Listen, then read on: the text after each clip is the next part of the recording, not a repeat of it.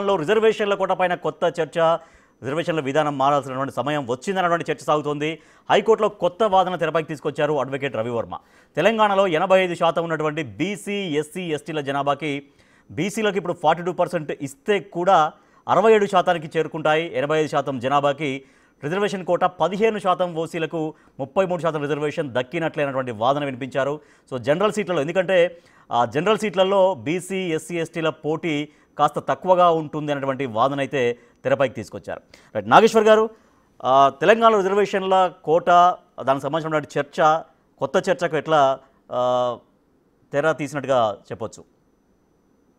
అంటే మీకు ఒకటి మనకు అర్థం కావాల్సింది, సుప్రీంకోర్టు ఇందిరా సహాని తీర్పు, మండల్ కమిషన్ తీర్పులో కూడా చెప్పింది, reservations are not proportionate to the population, they are adequate.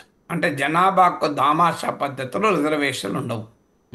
అది చాలినంత ప్రాతినిధ్యము లభించిందా లేదా అన్నదే క్రైటీరియా. అడిక్వేట్ తప్ప ప్రపోర్షనేట్ కాదు అని. అందువల్ల జనాభా ప్రాతిపదికగా మేము రిజర్వేషన్లు ఉండాలన్నది ఎస్సీ ఎస్టీల వరకు మన దేశంలో అమలు అవుతున్నాయి తప్ప ఇతర రిజర్వేషన్లు అలా అమలు కావు. ఇది మొదటిగా మనకు అర్థం కావాలి. ఎందుకంటే మీకు మండల్ కమిషన్ కూడా దేశంలో ఓబీసీలు 52%, 52% అన్నారు. కానీ 52% రిజర్వేషన్ ఇవ్వలేదు కదా, అందులో సగమే ఇచ్చారు కదా, ఎవరు అభ్యంతరం చెప్పలేదు కదా. కారణం అదే, ఇందిరా సహాని తీర్పులో చెప్పిన అడిక్వేట్ వర్సెస్ ప్రపోర్షనేట్. చాలా సందర్భాల్లో రాజకీయ నాయకులు నినాదాలు ఇవ్వచ్చు, మేమెంతో మాకంత వాటా అని. So but reality, what is the constitutional late position? Supreme court ఇచ్చిన రాజ్యాంగ భాష్యం ప్రకారం జనాభాకు దామాషాలో రిజర్వేషన్లు ఉండవు. అవి అన్ని వర్గాల ప్రజలు కనీసం చాలినంత ప్రాతినిధ్యం ఉందా లేదా అనేదే క్రైటీరియా. అందువల్ల ఈ 67% మాత్రమే అవుతున్నాయి రిజర్వ్ కేటగిరీస్కు రిజర్వేషన్లు, జనాభాలో వాళ్ళు 85% అనే లాజిక్ కరెక్ట్ కాదు. రెండవది, మిగతా 33% రిజర్వ్ ఫర్ అప్పర్ కాస్ట్ అన్నది కూడా నిజం కాదు. అది 33% ఓపెన్ కేటగిరీ, అందులో ఎవరైనా పోటీ పడవచ్చు. డెఫినెట్గా బీసీ, ఎస్సీ, ఎస్టీ వాళ్ళు తక్కువ పోటీ పడుతున్నారా, ఎక్కువ పోటీ పడుతున్నారా అనే చర్చ ఉండొచ్చు. కానీ they are not reserve for OCs. So అది ఓపెన్ కేటగిరీ తప్ప అప్పర్ కాస్ట్ కోటా కాదు 33%. ఇది రెండవది. మూడవది, ఎకనామికల్లీ వీకర్ సెక్షన్స్ రిజర్వేషన్ల పైన ఆ ప్రశ్న కరెక్ట్. ఇప్పుడు అడ్వకేట్ చెప్పింది కరెక్ట్. ఎందుకంటే ఎకనామికల్లీ వీకర్ సెక్షన్స్కు 10% ఇచ్చారు. మీకు మనకందరికీ తెలుసు, ఎకనామికల్లీ వీకర్ అంటే ఒక సాలరీడ్ మిడిల్ క్లాస్ మినహా మిగతా వాళ్ళు ఎవరైనా ఇన్కమ్ సర్టిఫికేట్ పట్టుకొచ్చి, డబ్బున్నోడు కూడా, కోట్ల వ్యాపారాలు చేసేవాడు కూడా మీరు ఈడబ్ల్యూఎస్ అని చెప్పచ్చు. హైదరాబాద్ శివార్ ప్రాంతంలో ఎకరం భూమి అధికారికంగా 2 లక్షలు ఉంటుంది, కానీ రియాలిటీ 2 కోట్లు ఉంటుంది. మీరు అక్కడ 20 ఎకరాలు ఉన్నాయనుకోండి, మీకు యాక్చువల్గా మీకున్నది ఎంత? 20 ఇంటూ 2 లక్షలు, 40 లక్షలే.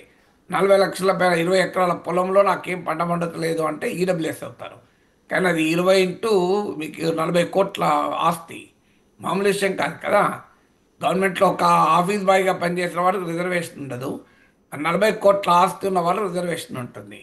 ఎందుకంటే అది ఈడబ్ల్యూఎస్ అంటే మన దేశంలో ఇన్కమ్ సర్టిఫికేట్ తెచ్చుకోవడం పెద్ద కష్టం కాదు. అంటే ఇప్పుడు ఉదాహరణకు తెలంగాణలో 15% మీకు అప్పర్ కాస్ట్ జనాభా ఉంది. అందులో 90% ఈడబ్ల్యూఎస్కి ఎలిజిబుల్ అవుతారు, ఎందుకంటే ఈ సర్టిఫికేట్ తెచ్చుకోగలుగుతారు కనుక. 90 కాకపోతే 80 అవుతారు, అంటే around 12% of the upper caste eligible అంటారు. వాళ్ళ 10% ఈడబ్ల్యూఎస్ కోటా ఉంది. అది ఎలా కరెక్ట్ అవుతుంది? మీకు 50% పైగా ఉన్న బీసీలకేమో అందులో సగమే ఉంటుంది రిజర్వేషన్లు. కానీ మీకు అప్పర్ కాస్ట్ కోమో దాదాపు జనాభాకు ఈక్వల్గా వస్తుంది ఈడబ్ల్యూఎస్ రిజర్వేషన్లు వచ్చినప్పటి నుంచి నేను ఈ ప్రశ్న రైజ్ చేస్తూనే ఉన్నాను, కానీ ఎవరు పట్టించుకోలేదు కదా. నిజమే, మరి అది జనాభాకు దామాషలో ఇవ్వడం కరెక్ట్ కాదన్నప్పుడు అన్ని వర్గాలకు కరెక్ట్ కాదు కదా. అందువల్ల రిజర్వేషన్ల విషయంలో మనకు అర్థం కావాల్సింది ఏంటంటే, మన సమాజంలో అటు మెరిట్ను, ఇటు సోషల్ జస్టిస్ను బ్యాలెన్స్ చేయడానికి, అటు రైట్ టు ఈక్వాలిటీని, అఫర్మేటివ్ యాక్షన్ అంటారు, సామాజిక న్యాయాన్ని బ్యాలెన్స్ చేయడానికి 50% లిమిట్ సుప్రీంకోర్టు విధించింది.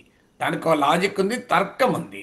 అందువల్ల ఇప్పుడు ఎవరికి సమాజంలో ఎవరికి ఎంత వాటా అంటే అంత వాటా అంటే కూడా మళ్ళీ అదొక ఛాలెంజ్ వస్తుంది. ఇప్పుడు బీసీలు అంటే ఒకే కులం ఉండదు, అందులో కొన్ని కులాలే ఎక్కువ ప్రయోజనం పొందడం లేదా? అవును. అన్ని కులాలకు సమానంగా వస్తున్నాయా? సమానంగా ఈవెన్ దళితుల్లో కూడా అనేక కులాలు ఉన్నాయి, అవును. అది ఒక గిరిజనుల్లో అనేక కులాలు ఉన్నాయి, అందరికీ సమానంగా వస్తున్నాయా? చిన్న చిన్న కులాలు కూడా ఉంటాయి, వాళ్ళకి సమానంగా వస్తున్నాయా రిజర్వేషన్?